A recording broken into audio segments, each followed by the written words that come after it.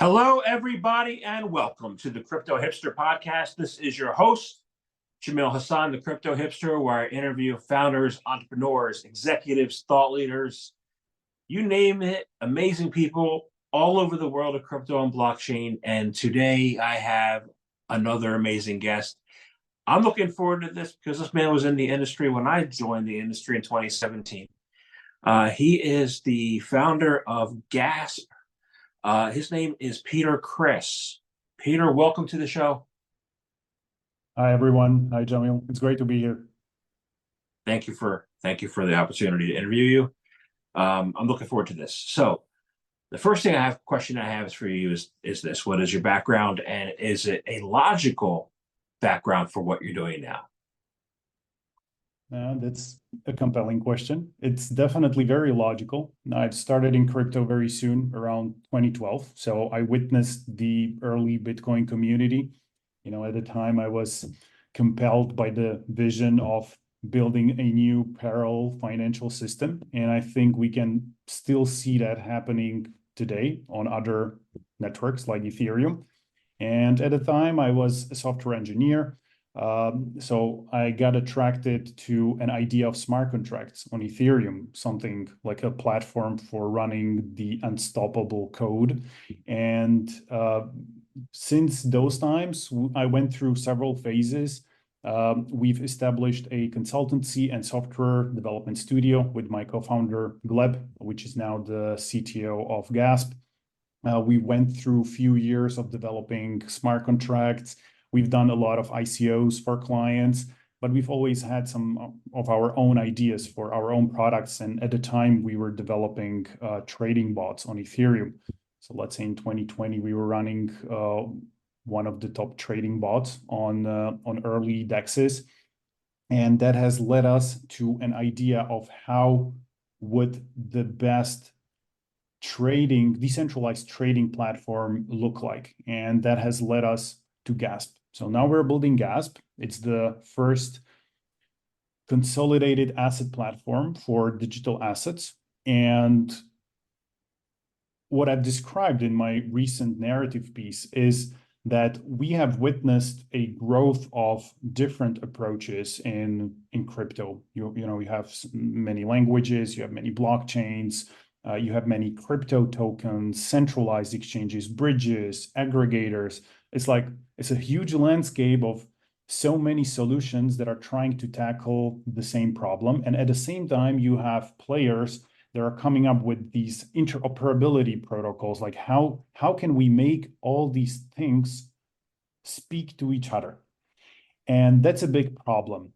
So we have looked very deeply into this area, and we have came up with, in our opinion, the best approach, which is this layer 2 rollup solution on top of Ethereum, which is at the same time simultaneously a rollup on other networks at the same time. So we're something like a omni-chain type of rollup. It's a very unique approach, hasn't been done by no one in industry. So we have pushed the forefront of innovation of blockchain design, or let's say rollup design.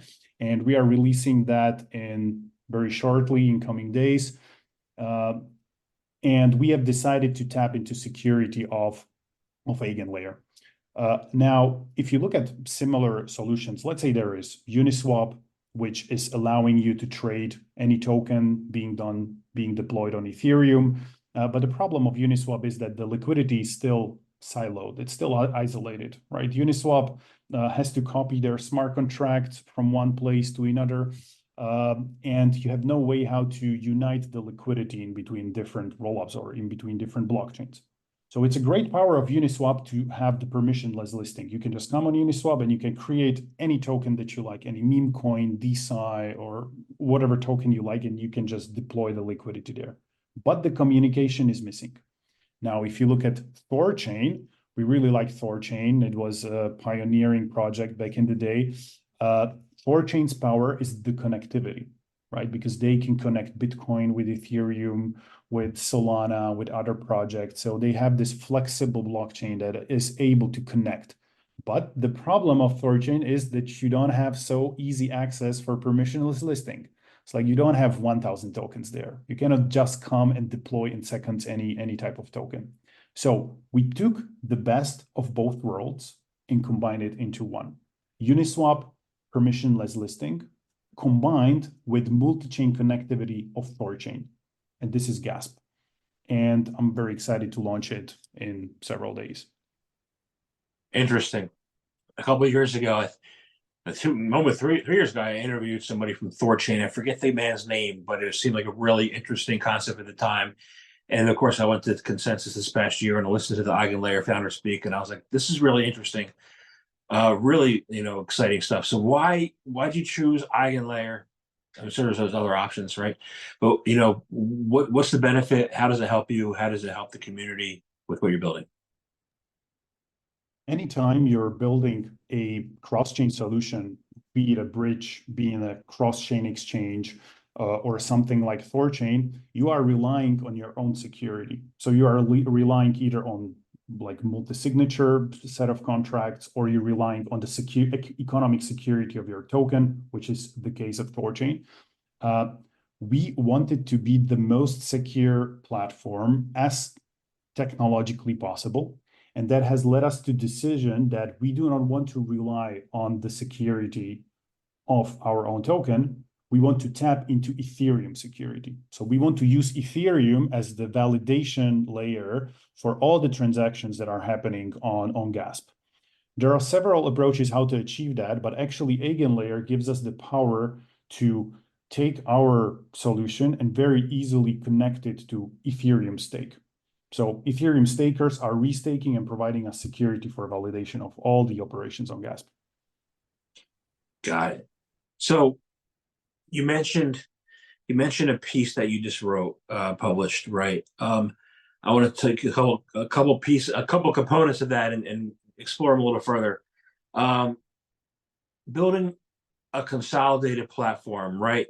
Why is that critical to the expansion and adoption, mass adoption of crypto at this time? Because if you look at what people are doing, I know that DeFi is now growing, and I know that certain decentralized exchanges are growing. But if you really look at what most of the people are doing, they are using centralized exchanges. And if you ask them why, it's a very simple answer, because most of the tokens are just on Binance. Most of the tokens are on some exchange. It's very convenient. It's very easy. And if they have to go on chain, they have to suddenly use multiple wallets. They have to now bridge tokens from one chain to another.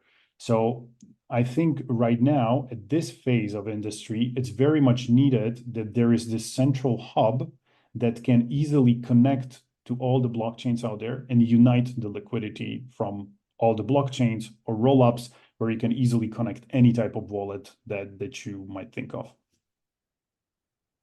So say we connect all the liquidity, which sounds pretty exciting.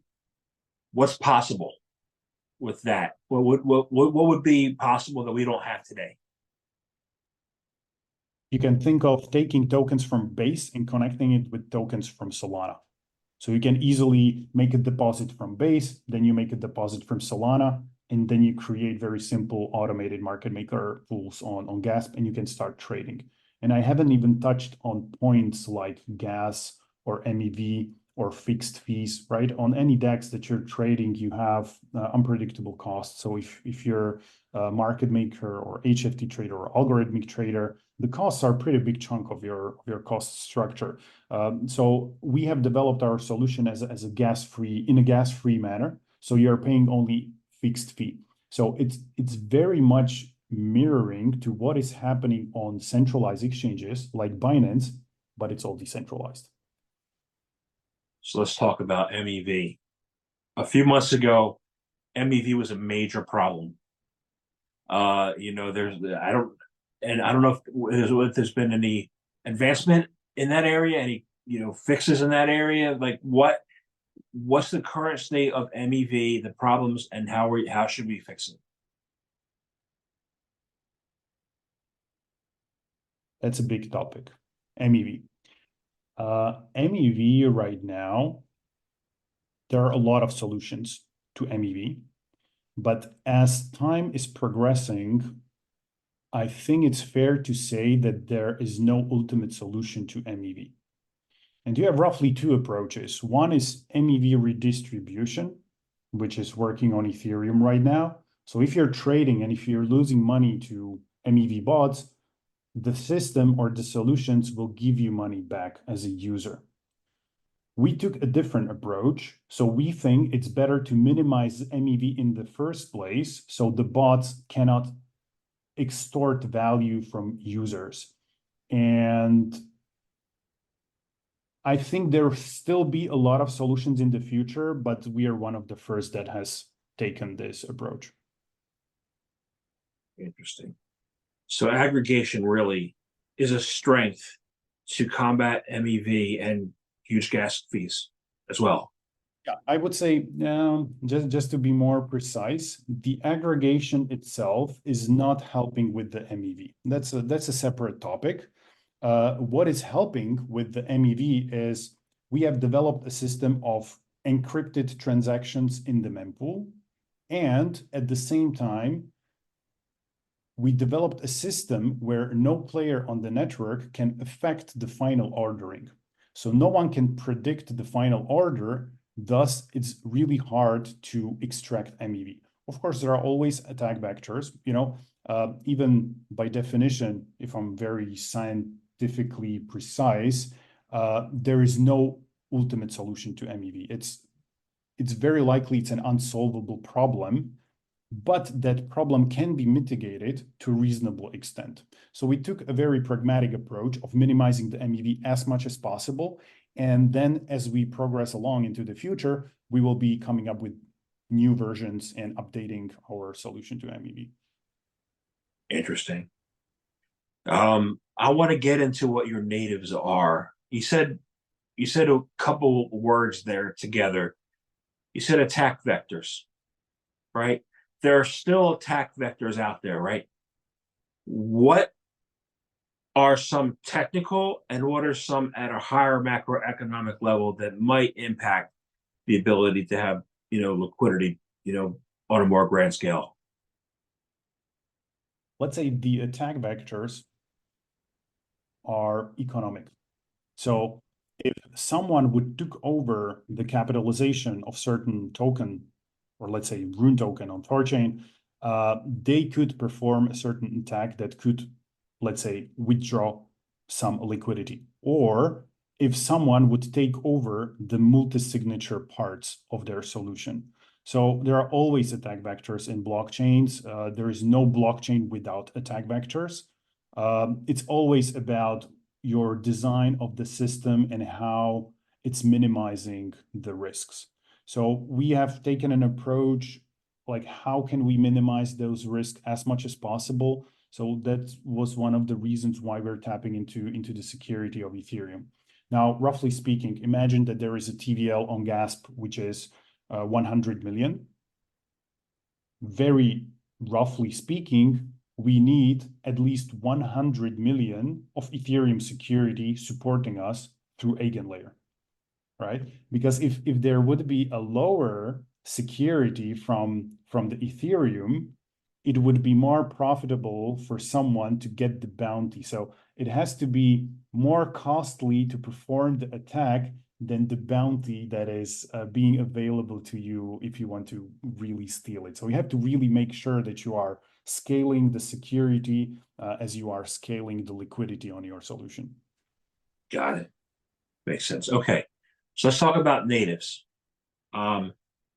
Gasp natives, what are they all about and what are the benefits of the natives? Because I saw a couple really cool names of natives. So I'm interested to find out how you came up with that and what the response has been and how it works. Natives is an idea of native transactions in between blockchains. We're saying that we're enabling native cross-chain swaps because we're using a roll-up technology. Now, I know I'm a bit technical right now, so hopefully that will not be too much for listeners. But every time you're using a roll-up, you are getting the security of the layer one, right? If you're on Arbitrum, you are ultimately using the security of Ethereum. right? Because we have this rollup that is communicating with all the other blockchains. All the assets that are being deployed on Gasp, they are protected by the security of its origin layer ones. Now, on top of it, we have implemented so-called escape hatches. What does it mean? If the Gasp would go down completely, or for whatever reason, either technical problem or there is some regulatory problem, people have always guaranteed to withdraw their assets or withdraw their liquidity from Gasp. So the liquidity and deposits are, you can say, almost 100% protected because they are always relying on their native security. And this was our idea of creating natives, because all the people that are trading on Gasp, they are essentially trading native assets or native liquidity on Gasp. Interesting. So I want to go back. I want to go then back to your statement. You say that you believe we are at an intermediate state of the industry, right? What does that mean exactly? And then how can we shift toward a more consolidated future? The intermediary state right now is that we're seeing so many approaches and solutions and products and irreconcilable standards, right? Solana cannot easily talk to Ethereum. Rollups cannot easily talk to each other on top of Ethereum. And there are so many teams and people right now tackling this problem. We are one of them. And it's the same thing like early days of internet, right? When there was an internet wave in the 90s, you have seen so many solutions, so many standards, but it took some time to develop email, like basic email protocol. It took some time to come up with the first encryption mechanisms, right? And we are now crypto right now is something like internet in the 90s. And now we have to come up with a new wave of solutions that would be able to unite all that big complex network that is happening right now in crypto. And we will see a lot of solutions in coming, I would say, 1 to 2 years. Got it. So when I think of intermediate state, I think of the ICO days to now, right?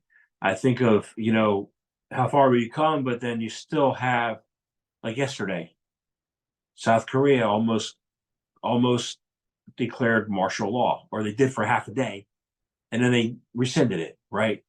You still have those macroeconomic, and some people, if you ask the XRP people, will say that was intentional. I don't think there's any correlation, right?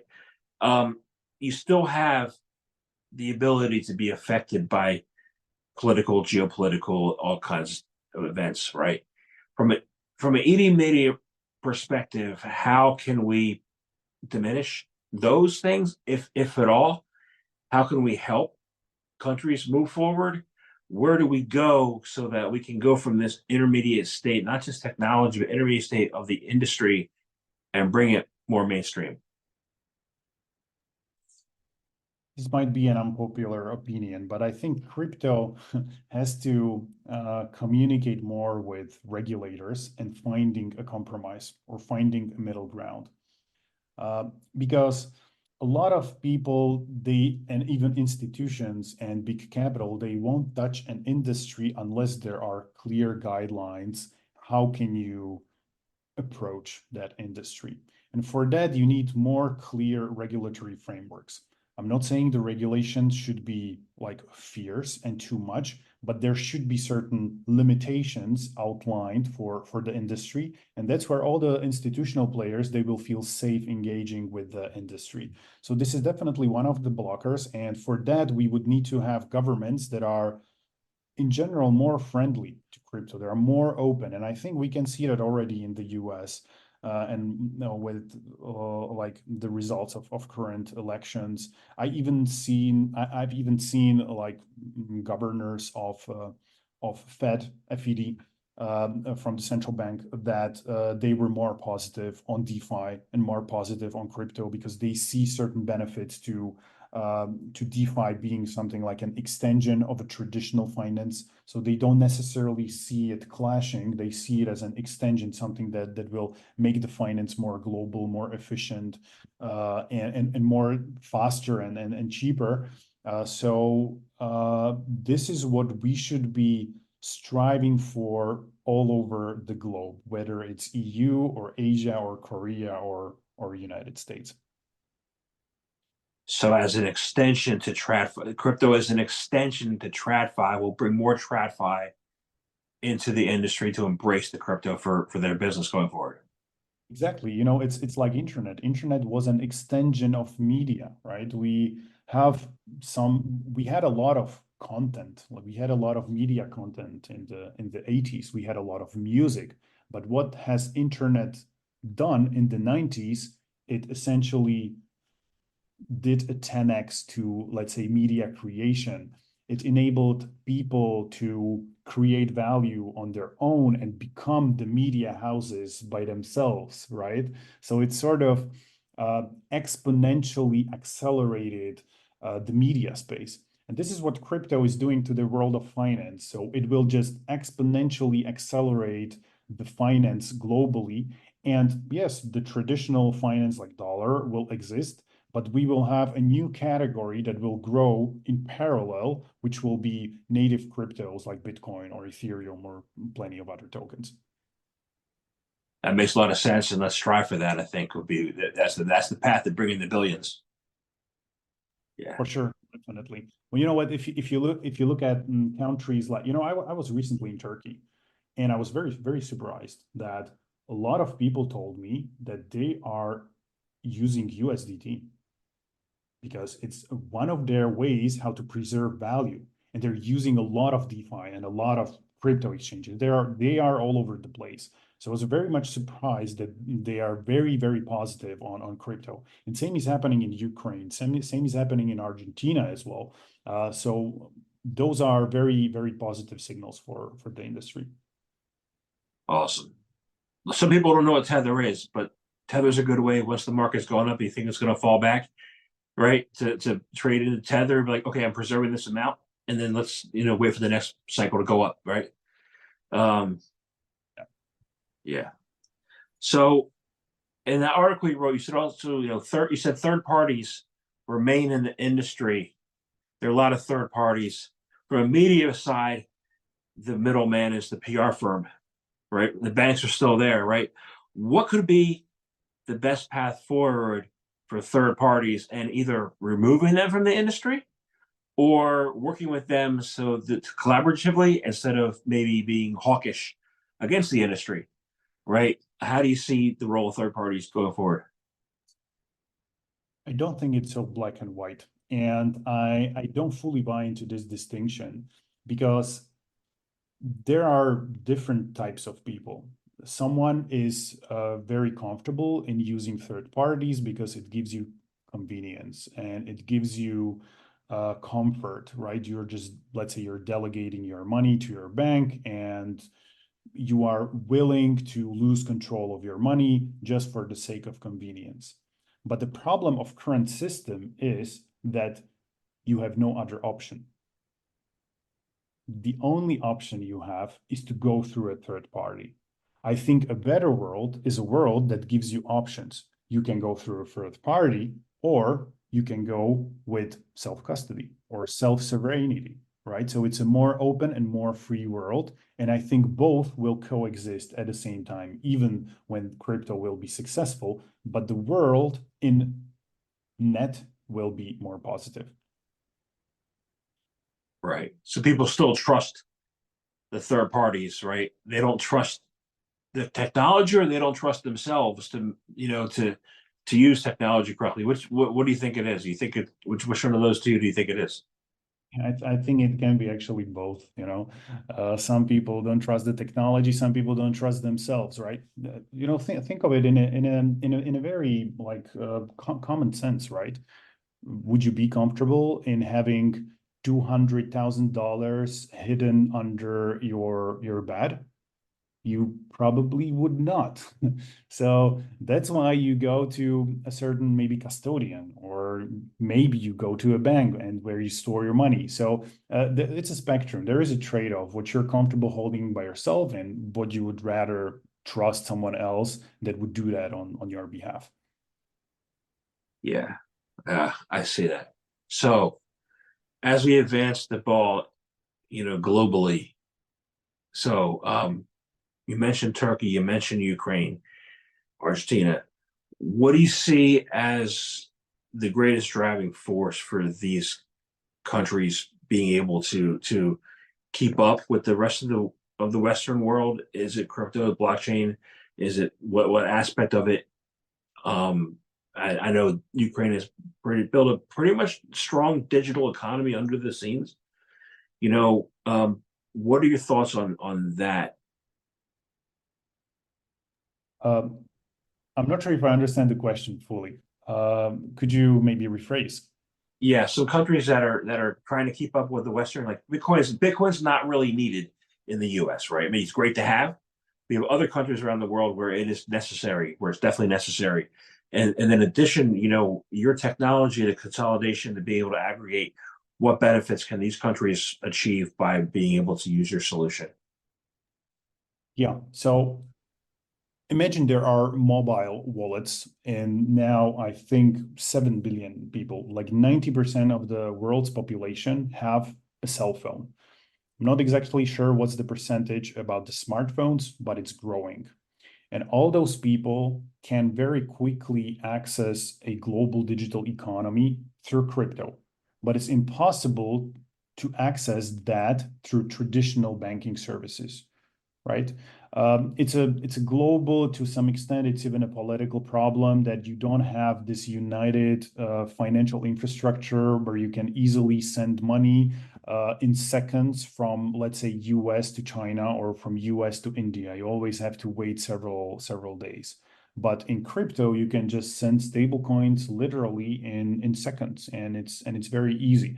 So this is where I think traditional finance won't catch up very soon, and not because it's a technological problem. It's not even that much of a technological problem for them. It's more of a business and political problem that they will not solve very quickly. But crypto is solving this today. And that's why we're seeing this upsurge of adoption in plenty of countries in the world. Awesome. So I want to find out. I want to thank you. Actually, I want to find out your roadmap. You know, going forward over the next year, how you fit in really, or help drive this next bull run, because I think it just started. We're only like a month into the bull run. How long that's going to go, what your roadmap is, what you see your role going forward for the next year or so, 2 years. The biggest priority for us is to have as much tokens as possible from as many chains as possible. This is one of our strengths. We can very easily connect to other blockchains and rollups.